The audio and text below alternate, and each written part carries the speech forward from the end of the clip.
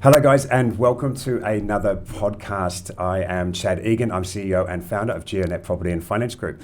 And this is a great podcast because what we're going to teach you is what happens behind the scenes and I guess how we choose the right properties that we put on our platform and show to you and that you guys invest in. And I also want to talk about one of the articles, one of the news articles that we were just asked to write for and came out recently, just a couple of weeks ago. And again, I want to talk about the due diligence that we do because we talk a lot in our webinars about area validation and due diligence so that you don't have to do as much of the research. I'm sure you're going to do your research still, but you don't have to do as much of that research. And to do that research is endless hours of work and validation. And so today I also want to introduce you to the beautiful face of our PR and research department, Elissa Doyle. Hello, Chad. Thanks for joining us in our boardroom slash podcast room. Yes, it's my very first GPFG podcast. Yeah, I'm very excited. Very good, very good. So, Elissa, we're talking about the article that we're in, the Property Investor magazine, and of course that was called 5 out-of-the-box investments that can offset inflation, which we'll talk about more in just a moment.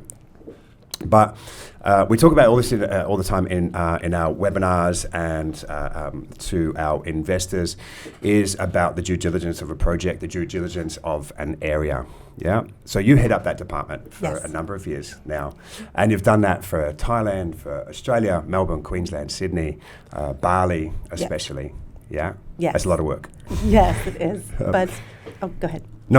It's a lot of work. So let's help people understand. Like, how do you do it? Where do you go to validate a project, to validate an area, to validate tourism statistics, things like this? Yeah, well, like you said, we go to statistics, and the first thing that we do, especially for Australia, is we look at the Australian Bureau of Statistics, the real estate data that comes out of RP data, CoreLogic, but then we also go into the news and what's being published by places like The Guardian, Australia Financial Review, local places like Gold Coast Bulletin. So when we're looking at a project coming up in the Gold Coast,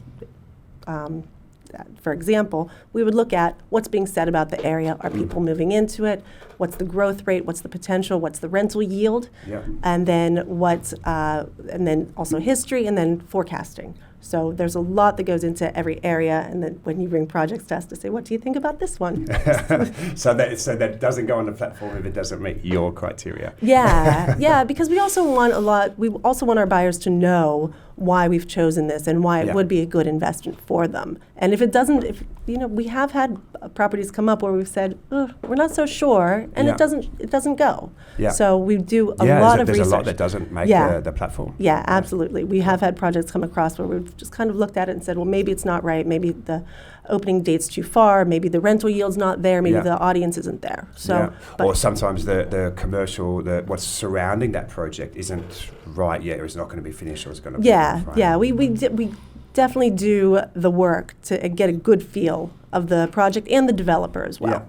Yeah, and then of course we do get a lot of requests to write for these articles, but we'll talk about more of that in just a moment. So, that's interesting. So realestate.com.au, urban developer, that's a big one. I actually love tuning into this one too because they just understanding the amount of projects that are out there and coming up. And that's just in Australia. Yeah. Urban Developer is one of my favorite ones. I'm on their daily email feed, but then they do the area research, and when they say these are the next 20 projects coming to Gold Coast, or the next 20 projects coming to Melbourne, and oftentimes it's not even the full list. It's the ones that they have already selected and written about. Exactly. And then it's just an ongoing, never-ending list of what's coming. And it's funny, right? Because a lot of property investors don't, particularly if you're new into property investment, they don't understand the job that we have behind the scenes. You see the platform, you see the project, but the hours and hours and endless research that we do on a daily basis before the project is up and as the project is ongoing as well. So that's you and your team to support you every day. Yeah. Exactly. Yeah. And I think our audience size just went up, as well. Our readership went up, having Elissa Doyle on with us. Okay, so why do we do it? We do it so we make it easier for our investors. I remember when it was a couple of years ago now, we invented the platform, which made it easier for investors to understand what the project was, where it was, what the price point was. So we call it our information delivery system, right? Yep. We built that before COVID because, Australia was booming for property during COVID, and it is still doing very, very well. But in line with all of that, how we made the platform easy for investors, we made the research easy as well. So we'll have on the platform attached news articles in the media, all the support articles that help people understand that project better, right? Yeah, exactly. And a lot of the developers do that research as well when they provide the suburb insights. But again, RP data, CoreLogic, we are constantly looking at those to make sure that we get the most up-to-date data on like we said, the forecasted rental yield, who's moving into the area, is it families, is it young people, is it professionals? So we really understand an area as we're looking at the projects. Okay, so let's talk about the article that just came out, which was nice to be published again. I know you've been published a number of different times, but we spent a lot of time just preparing for this article as well. So 5 out-of-the-box property investments that can offset inflation. Yes, okay, hot topic. Hot topic. Hot topic, right? The hottest topic it's in the news, it's in the media, it's in everything at the moment, inflation going up. So they asked us to talk about, and we talk about it from a unique position, because we talk about it from Australia, Thailand and Bali, right? So we deliver a relative unbiased opinion, but opinion not just about selling a project in Victoria. Liberty One, for example. Project completed last week. We handed it over to the investors. Incredibly successful project. Lots of happy investors. Yes. But we give an opinion on Asia Pacific, right? And if you've watched our webinars or you've seen our podcasts, this is what we do. We source Asia Pacific for the best cash flow positive projects. Yes. Right? Which is the fun part about our job. Yeah. Going to trade shows. Oh. Yeah. Traveling to Melbourne. Yes. Yeah. Traveling to Sydney. Yes. Sourcing the best properties. Yeah, sourcing the best properties. So anyway, so this particular article is about how we're offsetting inflation, because why traditional property investment isn't cutting it in Australia, and particularly in Australia at the moment. So it's also in Bali and Thailand as we're talking about Australia. Yeah, we wanted to talk about in this article with inflation why you want to get into the property market, but right now, is that possible, and why would it might not be? So what you talked about with inflation is that people need a second income at the moment. And second income for two things. I mean, people come to us from all over the world for our Asia properties, but particularly in Australia for wealth creation. Yeah, secondary income. And so at the moment, it's not like you don't invest in Australia, just got to find the right properties to invest into Australia. Because until those interest rates are down, there's a normal house and land might not be the right investment for you. So we gave some alternatives based on our Asia Pacific influence. Yes. Yeah? Okay, so we talked about the article. So why traditional property investment isn't cutting it? Housing prices are too high. The housing boom saw pricing increase by 23.7% nationwide from 2021 to 2022.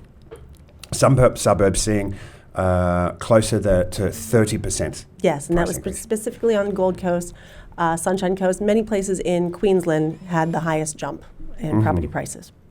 And the record price increase, many investors were out of the market, and this was with only a slight decline of 7.9% over the last year. Yeah, over the last year. So there was that huge boom in 2021 to 2022, and then while the investing rates went up, people did back off a little bit, but it's not like the housing prices crashed. They've only gone down 8%. So let's talk about this article, right? 5 out of the box property investments that can offset inflation. But just before we do, what makes it? Why should we listen to Elissa Doyle? Because right, I'm putting you on the spot. Why should we listen to Elissa Doyle? What? Because you love this stuff. We love working together on this stuff, right? But tell everyone a little bit more about how you got here. Okay, well, yes, of course. I love research. I love writing. My background, for anybody that doesn't know, if you can't tell, I'm American. And I've been in Bali for... USA. Yeah, I know, USA. But I've been in Bali for the last 10 years or so.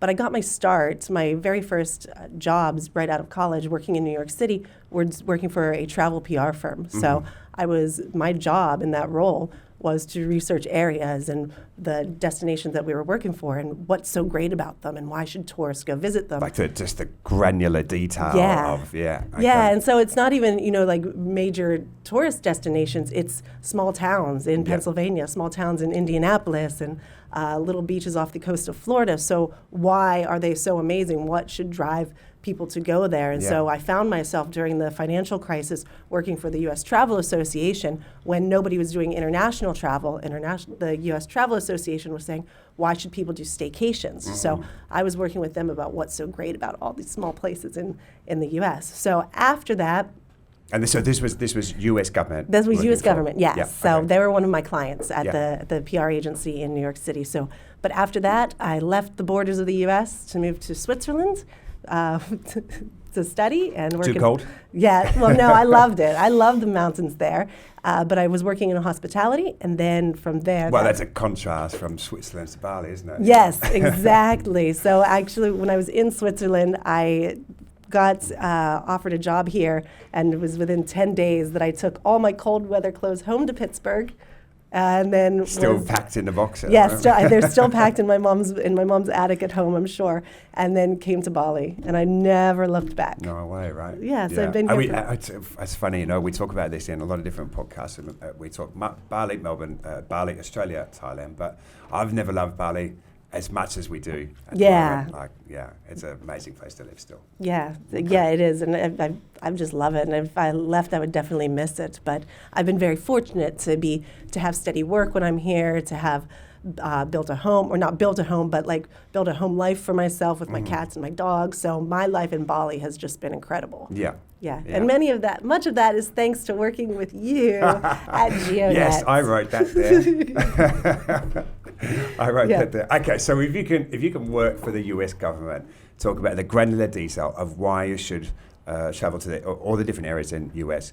And then that gave you your backstory, your history, your credence, right? You can talk about property investment because you talk about it from the area and the statistics point of view. Yes. Yeah, the due diligence. Okay, so the article was particularly about offsetting inflation because prices are too high in Australia. Yep.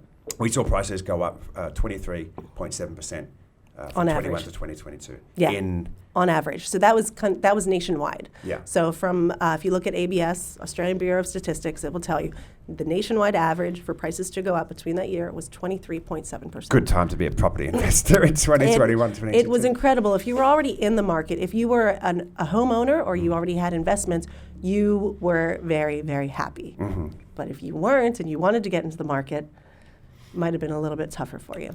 And a little bit tougher now. So that part now is that because we are a property and finance group, so we understand borrowing.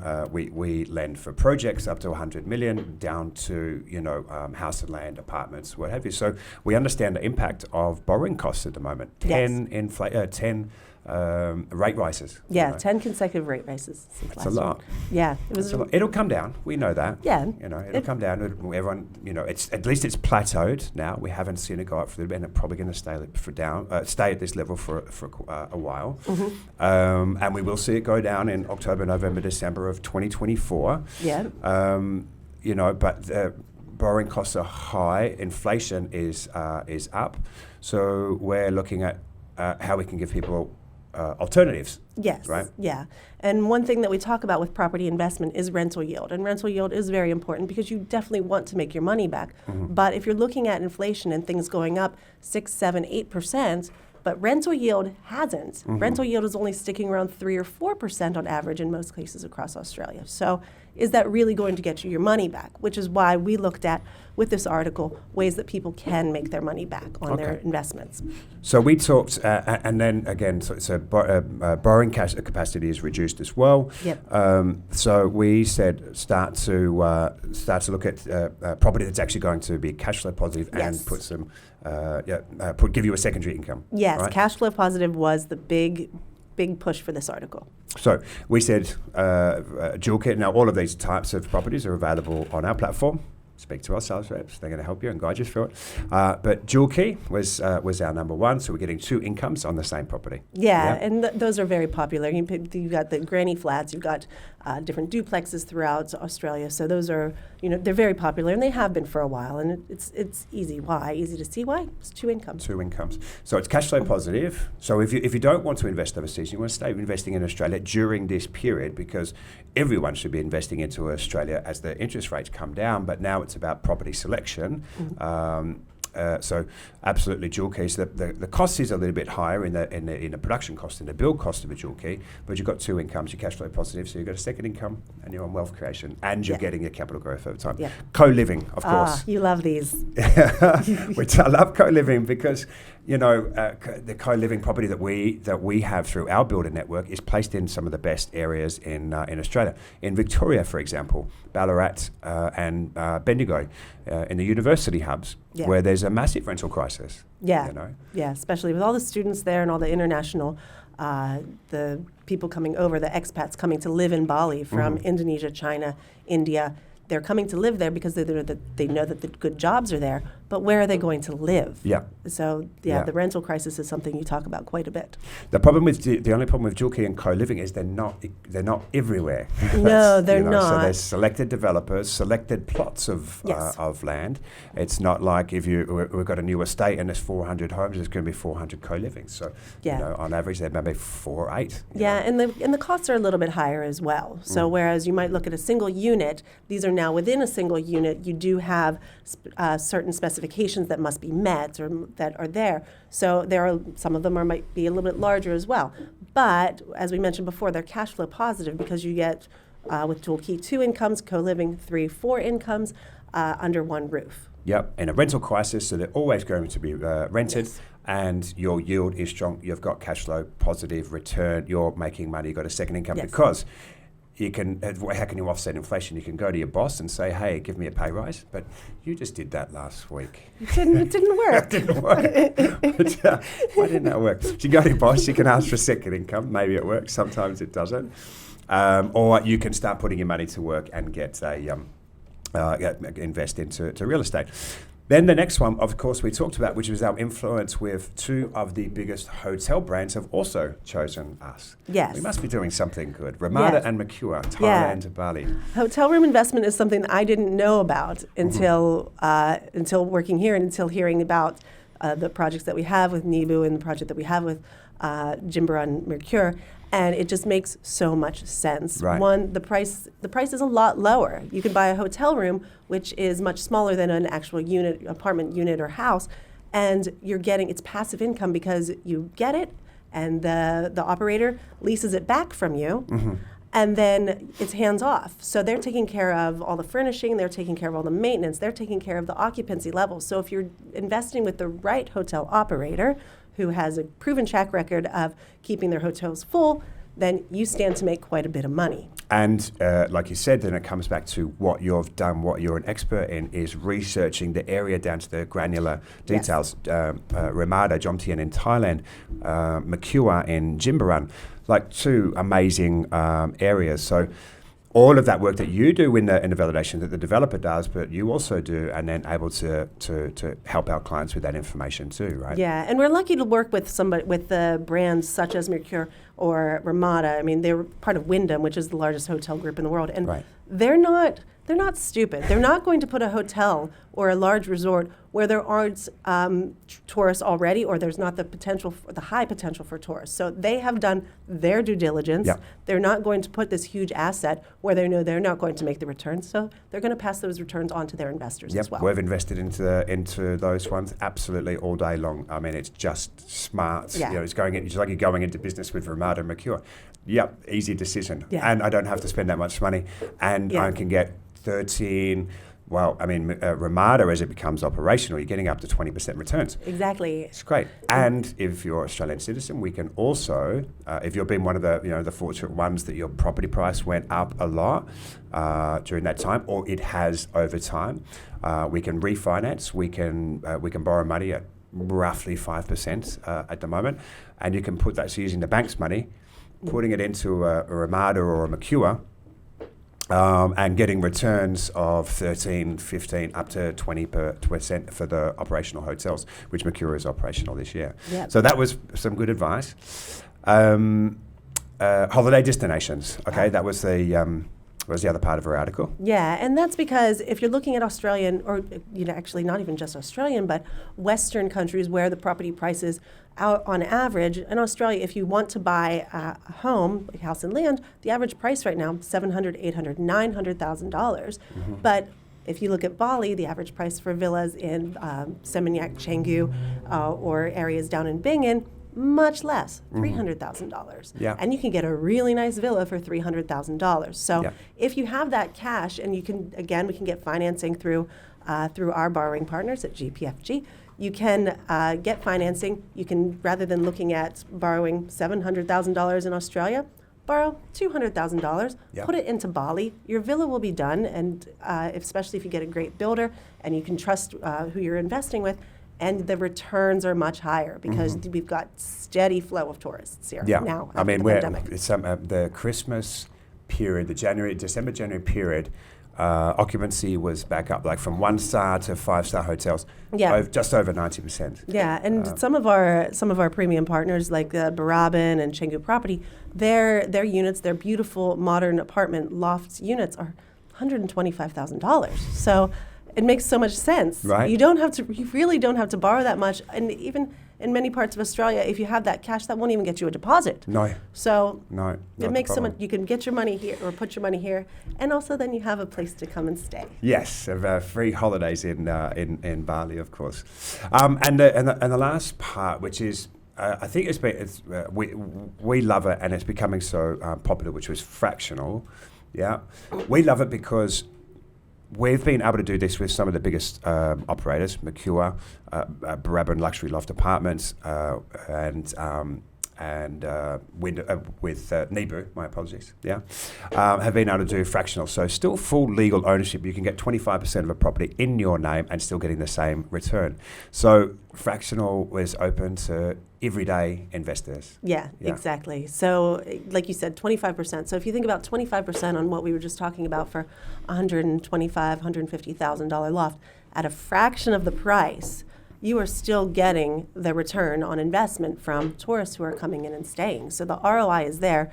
And as you make that money, then you might want to get a little bit more, or diversify your portfolio. Or split. Go little bit of Thailand, little bit of Bali, or different areas of Bali. Yeah. So what we've done with fractional, and then all of these, where we're looking at where people's money can go further, is we've made property investment more accessible to mom and dad investors who were looking in the past few years at getting into property investment, getting in the property ladder in Australia, and possibly seeing those opportunities slip through their fingers because they were just seeing the prices go up and their borrowing capacity and the cost for borrowing go down. And you said that before, right? So it's about I can't even get your deposit, right? Let alone your stamp duty, what cost in Australia. Yeah. That is what it is. And you're going to put your money into Australia all day long. However, when they say diversify your portfolio, this is the time to start diversifying your portfolio. You can put a small amount of money to work, getting net returns, 15 to 20% in some of our projects. Yep.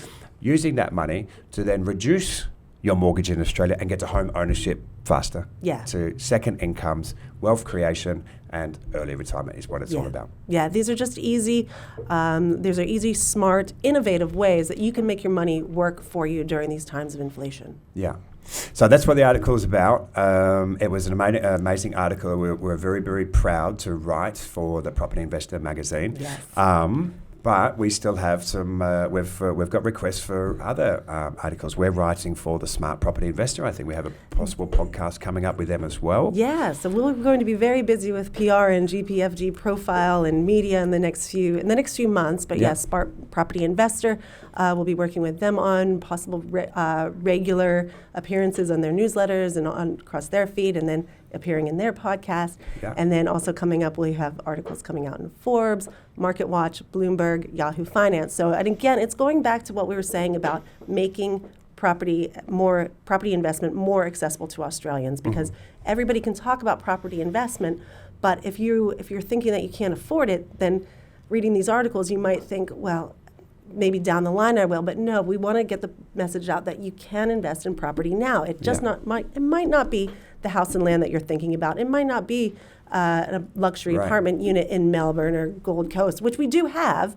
for those types of investors. But if you're thinking that that's all we sell, that's not true, and that's not all that's available. We have accessible property investment options for you. So, and I think that I'm sure this is going to help a lot of people understand the countless hours of work and research that goes into, but the fact that we are a go-to writer for these types of articles. So a lot of trust and confidence is now lays on your shoulders. Yeah, no pressure. No pressure at all. And we have a book coming out first to be released. Yes, so it's part of the Property Investor magazine. Every few years they talk to experts and they ask what are your insights that you can loan or lend out as an expert to people who are reading. So it's the Property Investment Handbook. And so we've contributed a chapter, and the chapter is incredible because it talks a lot about borrowing capacity. And you have given as the expert, you have given a lot of anecdotes. So everything that you talk about, every point that you make in there, you take it back to your personal experience as a property investor and what we have seen here. I first started at 23, but and so so you'll have to read the book, but we talk about Chad's biggest mistake as a property investor. Selling my property too early. Learn from what we do and learn from what we shouldn't have done. So we'll do a follow-up podcast on Chad's biggest mistake. Well, if you've got a book to finish, so thanks for joining us in the podcast room today. Elissa, guys, thank you for tuning in. GeoNet Property Finance Group podcast. Please like and subscribe down there and join us in the next podcast or get a copy of our book soon to come out. Thanks, everybody.